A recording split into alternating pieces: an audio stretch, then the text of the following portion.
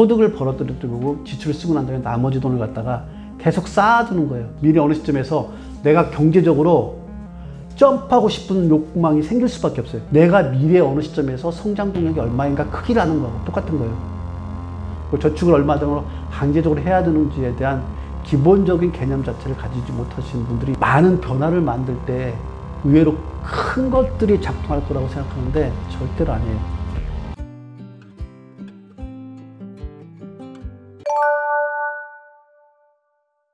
그러니까 이제 세 번째 영역이 뭐냐면요, 저축인데, 저축이라는 건 뭐냐면요, 소득을 벌어들이고 지출을 쓰고 난 다음에 나머지 돈을 갖다가 계속 쌓아두는 거예요. 이 쌓아두는 이유가 뭐냐면 단 한 가지 때문에 미래의 성장의 동력을 만드는 종잣돈을 만들기 위해서 하는 겁니다. 그래서 이 종잣돈을 만들기 위해서 할 수 있는 가장 좋은 방법이 뭐냐면요, 저축에 돈을 계속 쌓아가는 거예요. 이렇게 쌓아갔을 때 미래 어느 시점에 보면, 미래 어느 시점에서 내가 경제적으로 점프하고 싶은 욕망이 생길 수밖에 없어요. 그렇게 해야 되고요. 이러는 순간에 점프할 수 있게 동력을 작동하는 게 뭐냐면 내가 저축을 통해서 모아놓은 자본의, 돈의 힘이에요.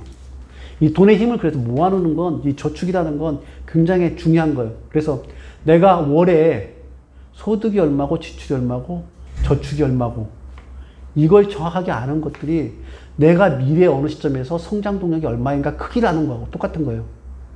근데 대부분의 저축이 얼마인지, 저축을 얼마 정도 강제적으로 해야 되는지에 대한 기본적인 개념 자체를 가지지 못하시는 분들이 여러분들 중에 많아요. 여러분 스스로 한번 돌이켜 보세요. 여러분들 지금 받고 있는 월급 중에 소득이 얼마인지는 대충 알겠는데 지출이 얼마인지 모를 거고요. 지출이 얼마인지 모르다 보니까 저축을 얼마나 하고 있는지도 잘 몰라요. 그렇게 하는 것 중에 가장 근본적인 게 뭐냐면요, 보통 소득과 지출에 대한 것들을 기간을 딱 정해놓고 그 기간 내에 끝나고 나면 그 나머지 돈은 저축으로 바로 연결될 수 있도록 그렇게 시스템을 구축해 놓지 않았기 때문에 이런 일들이 벌어지거든요. 이게 되느냐 안 되느냐, 이것까지도 저축을 할 수 있는 관점에서, 저축 관점에서 놓고 내가 어느 위치에 있는가를 갖다 정확하게 스스로를 갖다 만들어내는 겁니다. 여러분들 생각보다 많은 변화를 만들 때 의외로 큰 것들이 작동할 거라고 생각하는데 절대로 아니에요. 매달 이렇게 저축해놨던 돈들 있잖아요. 이것들이 어느 순간에 가면 미래에 나를 갖다가 스파크를 일으키게 만드는 그런 성장 동력으로 작동한다는 생각으로 매월 내가 저축 관점에서 어느 위치에 서 있는가. 그래서 내 월급 중에 저는 30대, 40대 분들한테 정확하게 얘기합니다. 내 월급 중에 최소 절반, 50% 이상은 저축하셔야 돼요. 그렇게 안 돼 있는 지출 관리를 하고 있다 그러면 여러분 지출 관리 잘못하고 있는 거예요. 욕망을 갖다가 잘못 통제하고 있는 거예요. 그래서 저축률이 50% 이상이 될 수 있도록 내가 하고 있느냐 안 하고 있느냐를 갖다가 30대, 40대 월급쟁이들은 꼭 보세요. 그게 기본값입니다. 그 기본값을 내가 가지고 있지 못하다 그러면 다시 다 점검해야 돼요. 내 스스로를.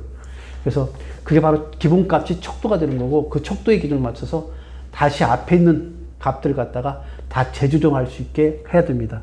이렇게 해서 내가 어느 위치에 서 있는가를 갖다가 다시 되짚어 볼 수 있는 게 바로 저축률이에요.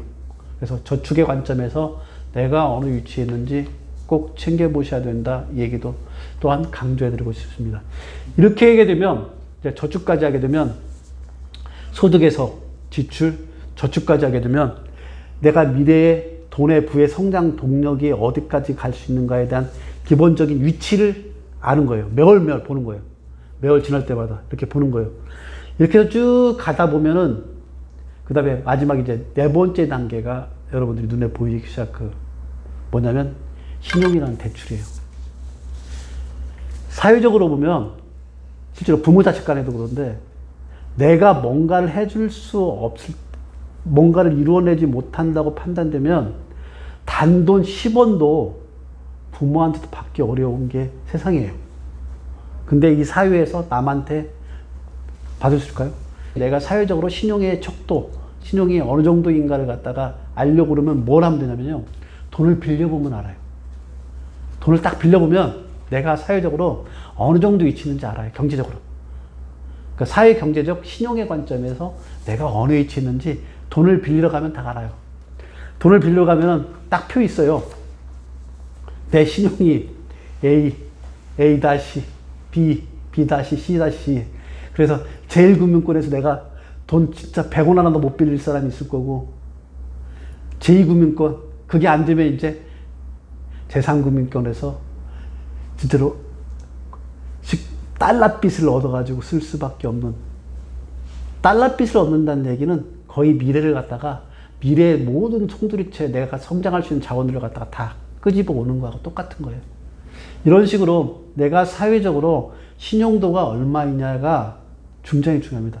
신용도에 의해서 어떤 일이 벌어지냐면, 신용도가 좋은 사람들은 금리도, 대출금리도 낮고요. 금액도 크게 많이 빌릴 수 있어요. 그래서 여러분들이 가지고 있는 사회적 신용도의 크기가 어느 정도 있냐에 의해서 얼마만큼 큰 금액의 대출을 빌릴 수 있느냐.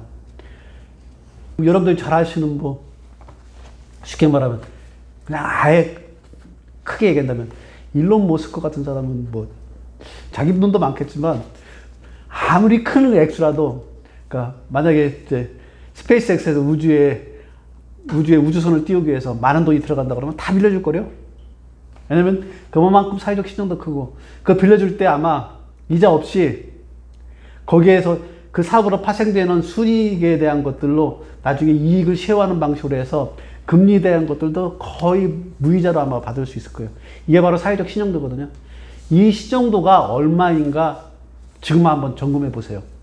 점검하는 방식이, 그러니까 그걸 대출을 갖다가 한번 은행에 가셔서 대출 한번 받아보세요.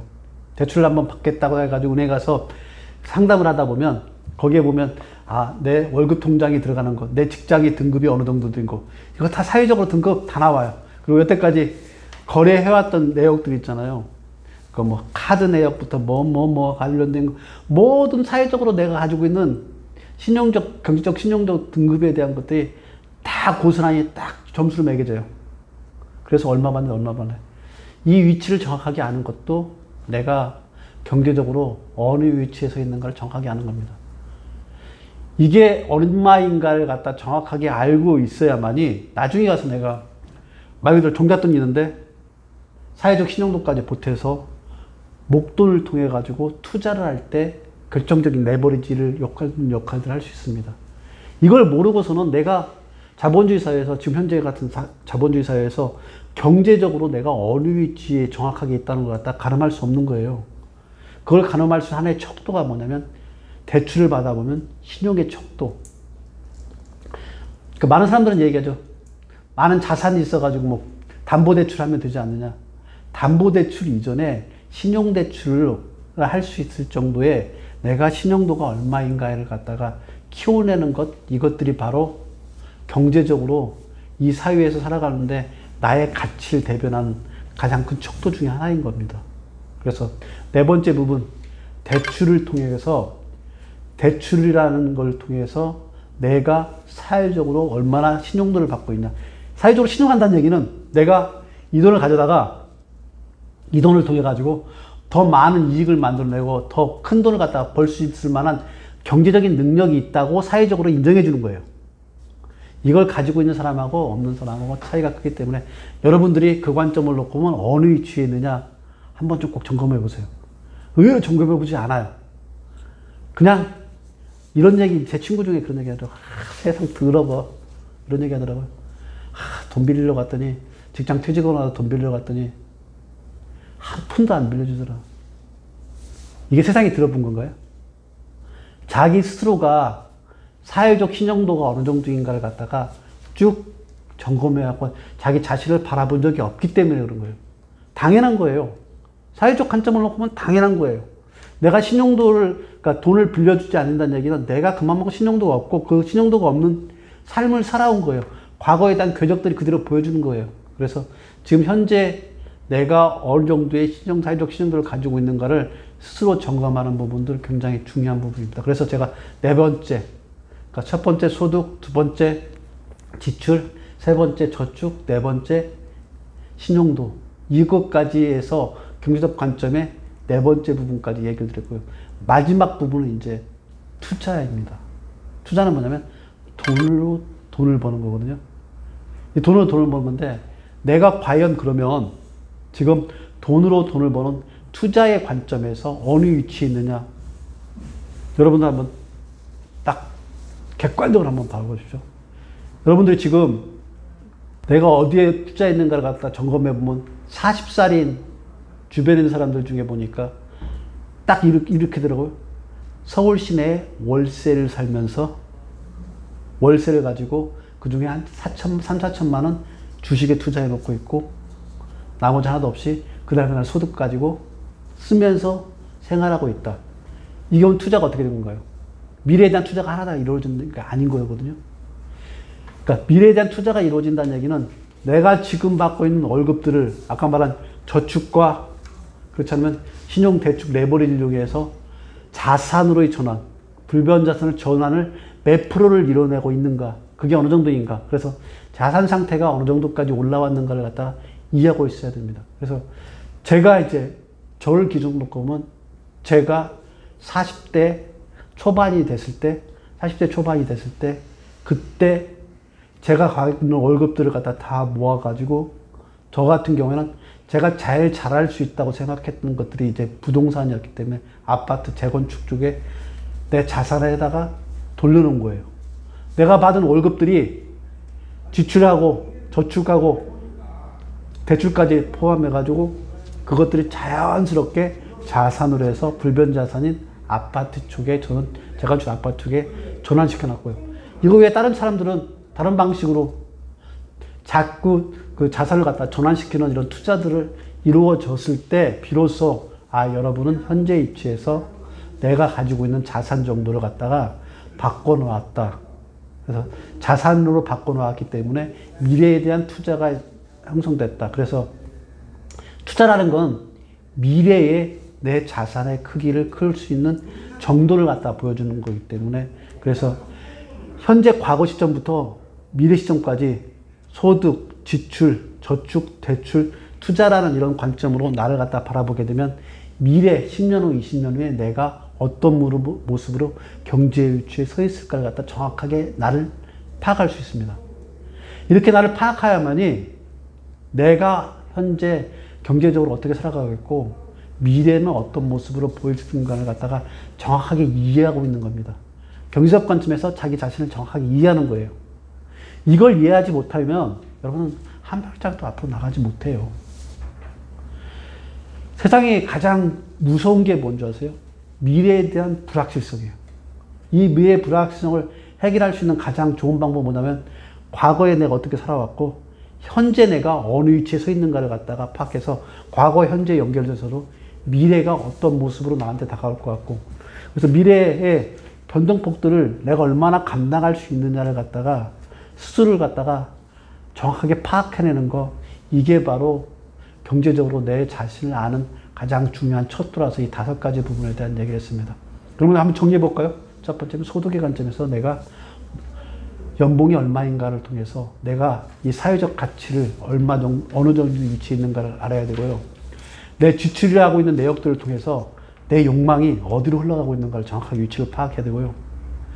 그 욕망을 파악된 걸 갖다가 빼고 난 저축을 통해 가지고 내가 어느 시점에 갔을 때 미래에 성장할 수 있는 동력의 크기를 얼마만큼 계속 저축을 통해서 가져가고 있는가를 파악하는 거고요.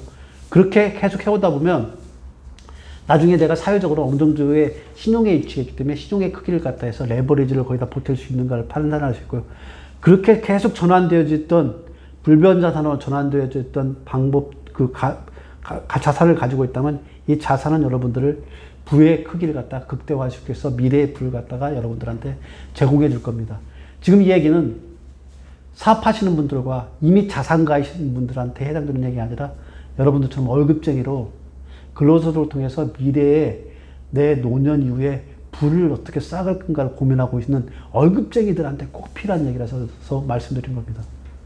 이미 사업을 통해 가지고 이런 게임의 룰이 적용되지 않는 새로운 게임의 룰에 적용이 가고 있는 사람분들이나 아니면은 이미 부모로부터 유산을 받아가지고 자산의 크기가 커서 굳이 이런 고민 안 하고 살아가도 충분할 정도의 자산을 가지고 있는 분들은 고민할 필요 없어요.